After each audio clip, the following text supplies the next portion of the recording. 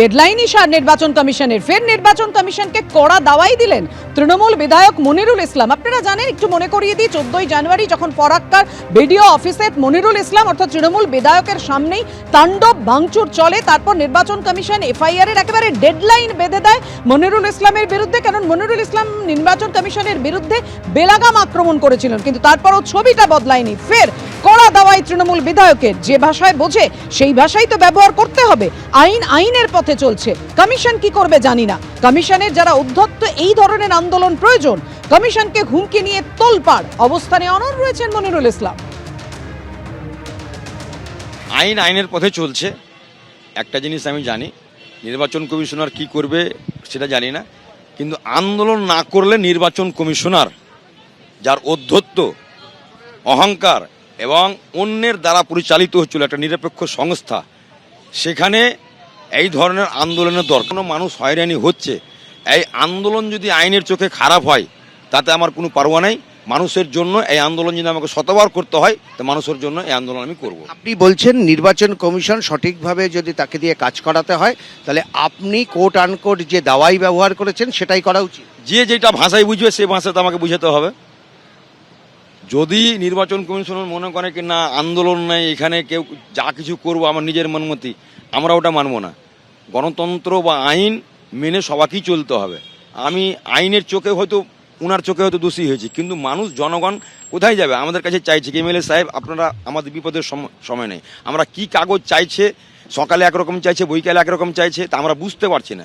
একজন জনপ্রতিনিধি হিসাবে আমি ওখানে গিয়েছি, মানুষের জনরোষ ঘটেছে, এবং এটাই যদি আইনের চোখে যদি অপরাধ হয় তা আমি এটাকে শতবার করার জন্য আমি মানুষের জন্য রেডি আছি। বাকিদের জন্য এমনই পরামর্শ? হ্যাঁ, অবশ্যই বাকিদেরকেও বলবো। কমিশনকে যে আন্দোলন চলছে, আমাদের কমিশন যেভাবে যদি আইন মেনে কাজ না করে তাহলে আবার আন্দোলন হবে, এর চাইতে বড় আন্দোলন হবে। এভাবে এই নির্বাচন কমিশনকে বেলাগাম আক্রমণ করেছিলেন মনিরুল ইসলাম কবে না 19শে জানুয়ারি, যখন তার একেবারে 14ই জানুয়ারি ঘটনা ঘটেছিল, তারপর 19শে জানুয়ারি, আর তারপর 22শে জানুয়ারি নির্বাচন কমিশন ডেডলাইন বেঁধে দেয় এফআইআর করার জন্য। কিন্তু এখনো পর্যন্ত তার বিরুদ্ধে এফআইআর করা হয়নি। আপনাদের জানিয়ে রাখি, এখনো পর্যন্ত কোনো ব্যবস্থা নেওয়া হয়নি।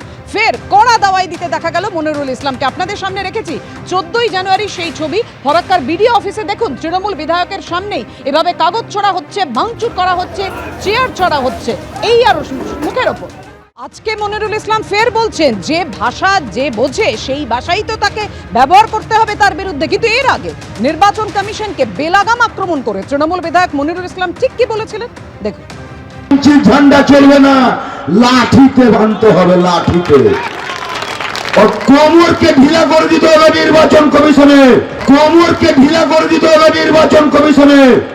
মানুষকে নিয়ে ছেলাকেলামো করছো, আর তুমি নিরাপত্তা নিয়ে ঘেরাটোপের মধ্যে আছো না, তুমি আকাশে আছো।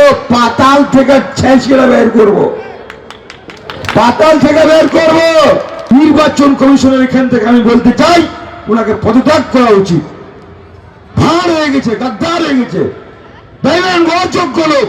আমি শুধু ইশারায় বলবো, 19 তারিখে ফাইনাল লিস্ট বের হবে, তখন কিন্তু যদি সব ঠিকঠাক হয়, আর নচেত দেখবেন চারদিকে আগুনে আগুন জ্বলছে। কিচ্ছু করার নেই, কিচ্ছু করার নেই।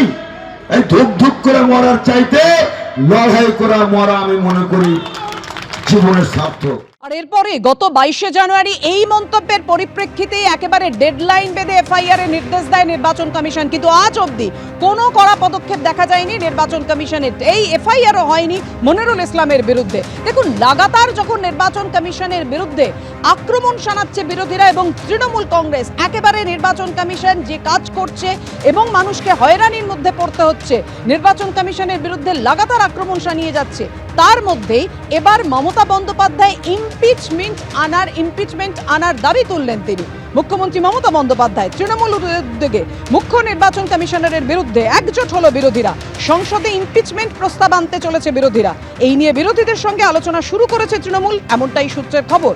চলতি অধিবেশনে ইমপিচমেন্ট প্রস্তাব আনার সম্ভাবনা।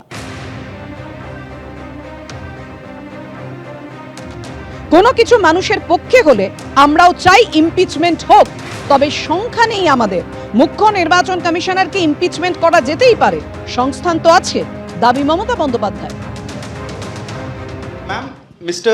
Rahul Gandhi has been repeatedly saying that a retrospective law will be brought to take action against the current CEC and the other election commissioners. Do you support what he's saying, that a law can be brought in the future to take action against the CEC and the other election commissioners? देखिए, अगर कोई चीज genuine होता है, practical होता है, जनता का हित में होता है, हम भी चाहते हैं उसका इम्पीचमेंट हो। नंबर हमारा नहीं है, लेकिन इम्पीचमेंट भी हो सकता है ना, प्रोविजन तो है, रिकॉर्ड तो हो जाएगा। अगर ऐसा कुछ वो करते हैं तो हम भी हमारा पार्टी को एमपीज को कॉन्फिडेंस में लेके डिस्कस करके, हम लोग तो जब कोई पब्लिक इंटरेस्ट में होता है हम सब इकट्ठा होकर ही काम करते हैं, उसमें हमारा कोई एतराज नहीं है। एबीपी आनंद एगिए थाके एगिए राखे।